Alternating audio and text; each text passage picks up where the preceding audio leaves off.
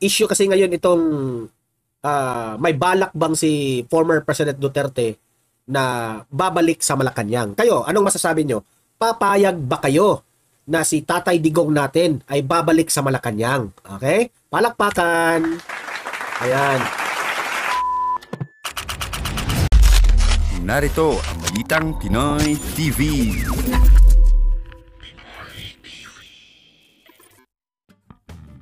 Okay, and we are live ngayon sa ating YouTube channel. At ire-react natin itong patungkol dito sa balita na itong si former President Duterte, naniniwala siya dito na suportado po ni Presidente Bongbong Marcos ang mga galaw ni Trillanes. Yung mga pinaggagawa ni Trillanes ngayon, kung anong-anong mga akusasyon, naniniwala po si former President Duterte na may kontrolado ito kay Bongbong Marcos. Okay? Natin. So yun ang una nating pag-uusapan. Ako naniniwala ako kasi hindi ito magiging confident si Trillanes kung hindi ito binabackupan ng Malacanang. Yan ang ating analysis diyan, okay? Okay, so pangalawa nating pag-usapan itong si Boying Rimulya, itong idol niyong DOJ secretary, na kinumpirma na imbestigahan ng DOJ si ex-president Duterte. Gusto na niyang pa-imbestigahan si Duterte. Well, hinahamon naman kayo ni Duterte, di ba? Na lahat ng may reklamo, lahat ng mga may reklamo sa war on drugs ni former President Duterte, magsampa na po kayo ng kaso. Di syempre, itong si DOJ Rimulya, alam naman natin, hawak rin ang liig nito ni Bongbong Marcos. Di syempre, magpapakitang gilas ito kay Bongbong Marcos. At balita ko, Rimulya, dati sinabi mo, ayaw mong makapasok ang ICC dito sa Pilipinas kasi walang jurisdiction ang ICC dito sa Pilipinas. Pero parang bumabaliktad ka na ngayon, parang gusto mo nang mag-imbestiga ang ICC dito, Sinabihan na nga kayo ni former President Duterte na bilisan nyo ang pag-investigate ng ICC, papasukin na ninyo dito sa Pilipinas. Tingnan natin kung hindi ba mai-impeach si Bongbong Marcos sa pagpasok sa ICC. Kasi nakasaad yan sa batas natin na ang ICC po ay walang jurisdiction sa batas natin. Kasi yung batas natin dito, yung korte natin dito ay working.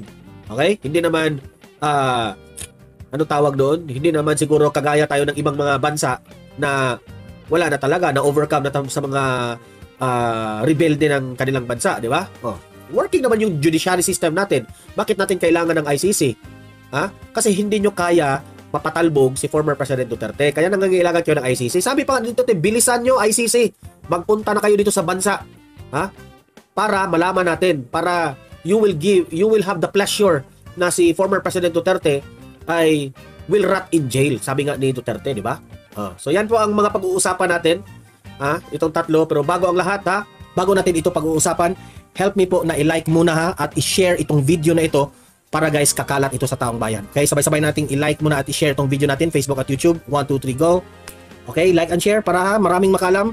And also guys, paki-subscribe at paki-follow ito para lagi kayong updated sa mga balita na kagaya nito.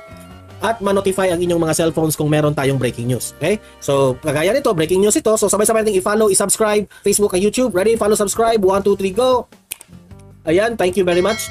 Okay, so simulan na natin itong ating first topic natin. Unahin muna natin itong si former President Duterte na naniniwala itong si Tatay Digong na kontrolado itong si Trillanes. Suportado ito ni Bongbong Marcos, itong mga tinatahol ni Trillanes ngayon. Ito yung balita, panoorin natin itong balita. Okay, play, pasok Trillanes. Rosalie, meron na bang kumpirmasyon si dating Pangulong Rodrigo Duterte sa sinasabing planong muling pagtakbo sa eleksyon? June ngayon ay wala pang malinaw na detalye kung may plano ngang tumakbong muli sa pwesto sa Malacanang si dating Pangulong Rodrigo Duterte dahil napakalayo pa ng taong 2028 at sa loob ng mahigit 3 taon maraming pwede pang mangyari. Pero batay sa pahayag nito sa pakikipag-usap sa kanyang dating Chief Presidential Legal Counsel na si Attorney Salvador. Kayo, issue kasi ngayon itong may balak bang si former President Duterte na babalik sa Malacanang. Kayo, anong masasabi nyo? Papayag ba kayo na si Tatay Digong natin ay babalik sa Malacanang? Okay? Palakpakan! Ayan. Tanungin natin ang taong bayan, di ba? Wala naman siguro masama kung tanungin natin ang taong bayan.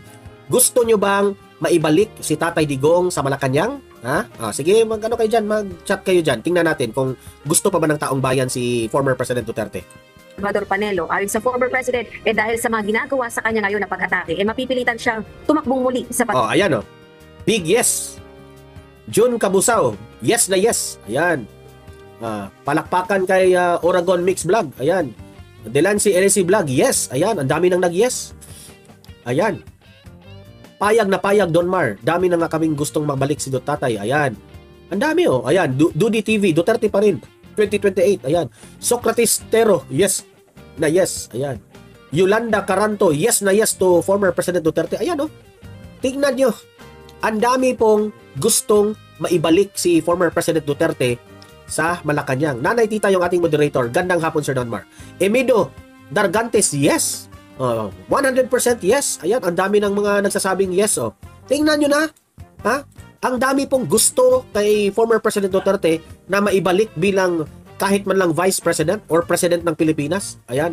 Jasmine Bistaqueros, ayan. Shout out po sa inyo. Patuloy. pagka-mayor. Kasi itong si Trillanes, talagang Malacanang sponsored yan. Hindi gagalaw yan ng gano'n yan. Walang pera yan. Kung ngayon Malacanang. Imagine ha. Sabi ni Tatay Digong, hindi po gagalaw itong si Trillanes kung hindi po ito sponsored by PBBM o sponsored ito sa Malacanang. Totoo naman eh. Wala namang pera si Trillanes. Ano bang pipirahin ni Trillanes? Tumatakbong mayor sa Caloocan, di ko nga alam, sana pinagtuunan niya ng pansin yung Caloocan kung anong problema ng Caloocan, pero dito siya nakatutok kay Duterte. Hanggang ngayon, hindi niya matanggap-tanggap na ni-reject siya ni Trillanes noong 2016. Masakit sa kanya yun. May obsession ito kay former President Duterte. Hindi siya tinanggap, nasaktan. Kaya, bakit biglang nag-iingay na naman at nagtatahol itong si Trillanes ngayon? At alam ko na itong si former President Duterte, marami pa rin itong kaibigan sa loob ng Kongreso, Senado, at sa Malacanang. Marami itong mga kaibigan. I think, duda ako rito may nakapagsabi dito kay former President Duterte, na itong mga galaw ngayon ni Trillanes ay Malacanang sponsored. Meron talagang nagsabi kay Duterte dito. Nadet Seltzer, yung ating mayor ng mga moderators, yes, oh yes, I'll pray for you, Tatay Digong. We do want you back. Ayan. Gustong-gusto ni Nadet Seltzer na mabalik si Tatay Digong sa Malacanang. Tayo naman sigurong lahat. 'Di ba? Look at what happened now sa ating bansang Pilipinas.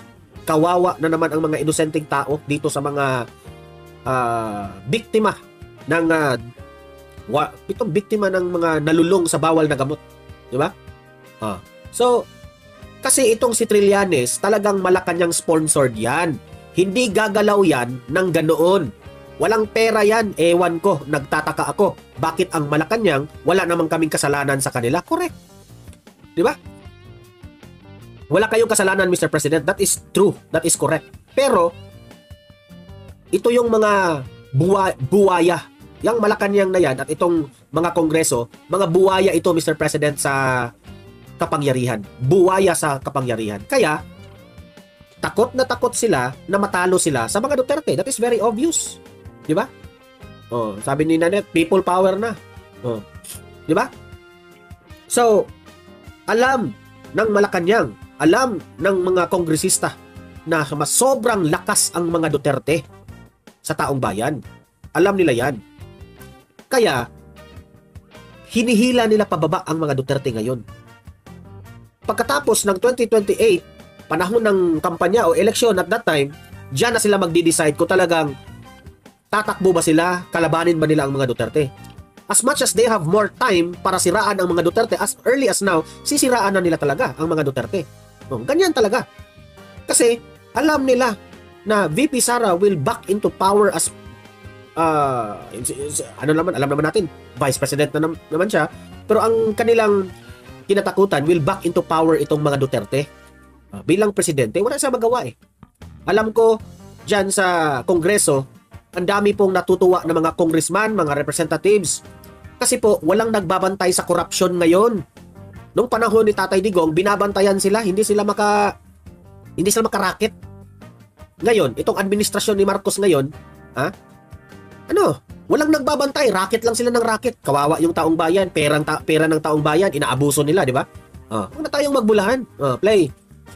Ako, bakit ang Malacanang na ginagawa naman na, wala naman kaming kasalanan sa kanila, hindi naman ako nag-atake kay Presidente.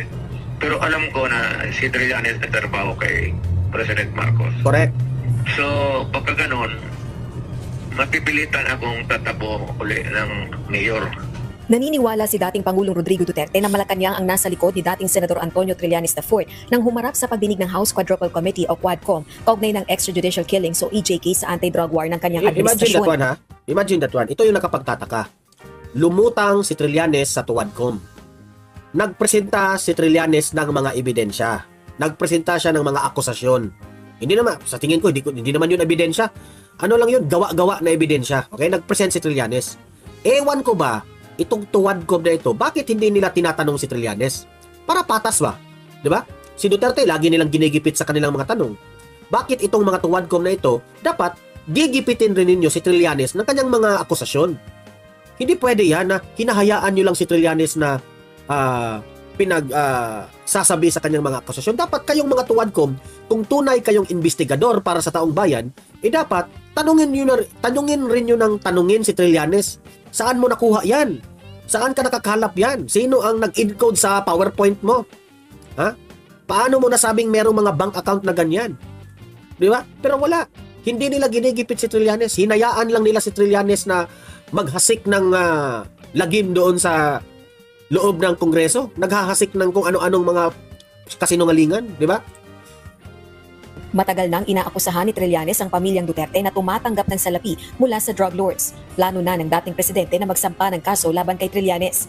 Yung kasinungalingan ni Trillanes, gusto kong ikonsulta kasi I have to file libel cases against him. Ikaw mo yung abogado.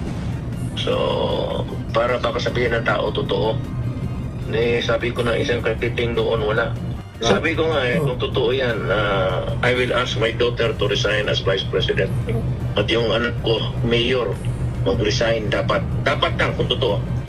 Pero para kay Executive Secretary Lucas Bersamin, hallucination o guni-guni lamang ito ni dating Pangulong Duterte. Hindi pala illusion, hallucination pala ang term. Okay? Forgive me for the illusion. Wrong word used yun sa akin. Hallucination. Ito yung sinabi ni Bersamin na ito raw si Duterte nag-hallucination. Alam mo, Bersamin, bakit hindi mo sabihin yan kay Bongbong Marcos, yung amo mo? Sabihin mo sa kanya, ikaw siguro yung nag-hallucinate, Bongbong Marcos. Nag-hallucinate ka sa flood control projects mo. Ito na nga mga kabalita. Ano na ang masasabi nyo patungkol sa balitang ito? Please comment down below mga kabalita. Pag-usapan natin yan sa comment section. At kung di ka pa nakasubscribe sa ating channel, baka naman